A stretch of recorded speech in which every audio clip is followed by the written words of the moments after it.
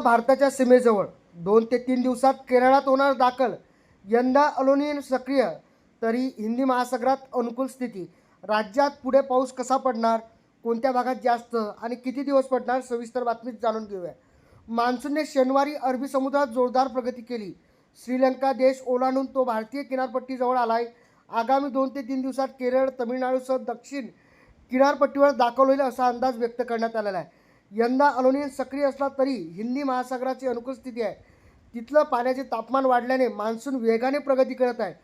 16 मे रोजी अंदमानात आलेला मान्सूनने आठवड्यात अंदमान निकोबारसह बंगालचा उपसागर, अरबी समुद्राचा बहुतांश भाग काबीज केला आहे. तो श्रीलंकेच्या माध्यमातून शनिवारी बराच पुढे सरकला आहे. त्यामुळे येत्या 2 ते 3 दिवसात भारताच्या किनारपट्टीवर दाखल होण्याची शक्यता वर्तवण्यात आली आणि त्यानंतर राज्यात पाऊस जोरदार पडण्याची शक्यता सुद्धा हवामान विभागाकडून सांगण्यात आलेलं आहे. काही भागात जोरदार तर काही भागात कमी प्रमाणात पाऊससुद्धा पडण्याची शक्यता आहे. सर्वात अगोदर यावर्षी 80% पाऊससुद्धा सांगण्यात आलेला आहे. असेच व्हिडिओ पाहण्यासाठी लाईक आणि सबस्क्राईब केलेला जाऊ नका.